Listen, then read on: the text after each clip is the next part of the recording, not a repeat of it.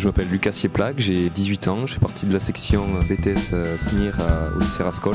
SNIR pour système numérique, informatique et réseau.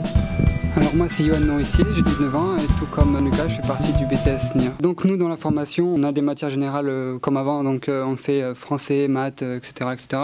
La seule chose qui change beaucoup c'est la physique. Là c'est beaucoup d'électronique en fait. Sinon le propre du BTS c'est la programmation logicielle. Au niveau de l'emploi du temps, l'informatique prend la moitié des heures qu'on a dans la semaine et le reste du temps est réparti sur les matières générales comme disait Yohan. Pour ce qui est de l'option informatique, oui on passe du codage sur les PC, à réfléchir et surtout à apprendre les bases de l'informatique au niveau industriel. Le découpage c'est à peu près 8 heures de codage sur logiciel, donc des langues comme le C++, le C# et le Java. 4 heures à peu près sur la programmation web, HTML, CSS. À peu près 4 heures c'est un peu adaptation sur des machines, etc. La formation je l'apprécie particulièrement parce que quand je suis venu ici c'était pour faire de la programmation, donc on en fait beaucoup. Pour moi je n'avais jamais commencé l'informatique ou le codage, je faisais que bidouiller on va dire sur un ordinateur, je n'y connaissais pas grand chose. Même en partant de zéro on peut y arriver et c'est ça qui est bien cette formation, c'est que ça reprend vraiment les bases,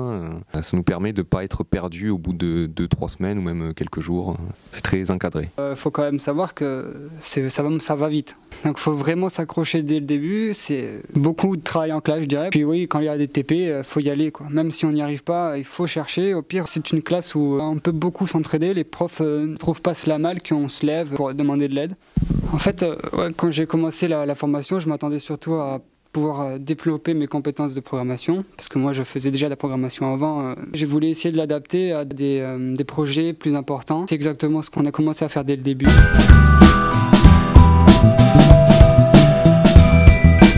Mais au niveau de l'ambiance de la classe, elle est plutôt bonne, si je peux dire. Ce qui nous arrange, c'est qu'on n'est pas beaucoup, on est 25-26. Alors ça nous aide beaucoup déjà. Et au niveau de l'approche des professeurs, oui, ils nous expliquent beaucoup de choses, ils sont souvent là pour nous aider, et ça nous aide beaucoup à avancer. Voilà.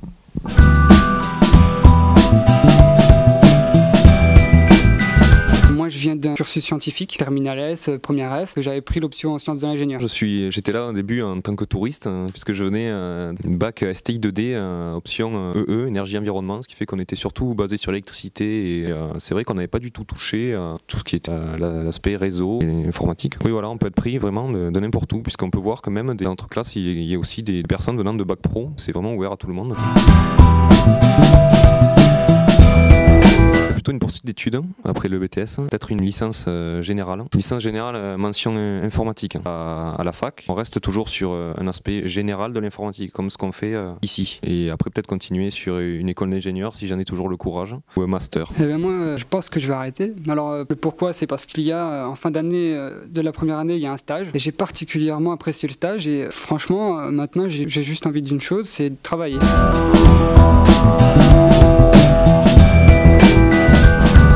En fin de première année, on a un stage.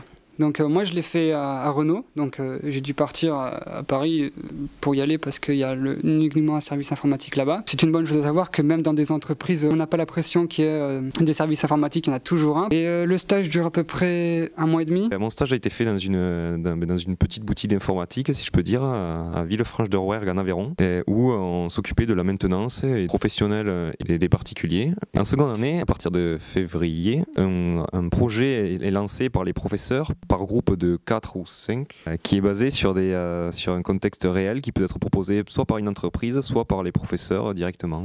Donc le projet c'est quelque chose qui va mélanger tout ce qu'on a vu depuis les 2 ans. L'année dernière, les étudiants ont réalisé un programme pour permettre de gérer les fontaines sur la place publique d'Albi. En parlant d'exemple, l'année dernière, il y a eu un projet qui mettait en scène la caméra Kinect de Microsoft qu'ils utilisent sur la Xbox pour tout ce qui est détection de mouvement et interaction avec des installations.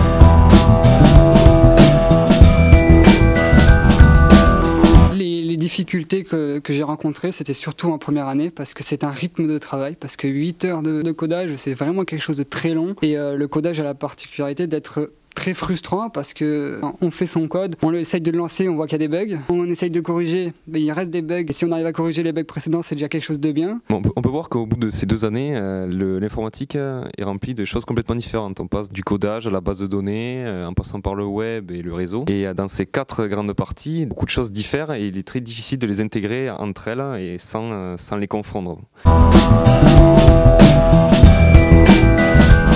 Je pense qu'avec un BTS, on peut faire un technicien de maintenance, que ce soit professionnel ou particulier. On peut aller dans des boutiques informatiques, peut-être même dans de grosses entreprises. On commence ça au bas de l'échelle, par exemple comme Airbus, des grandes multinationales.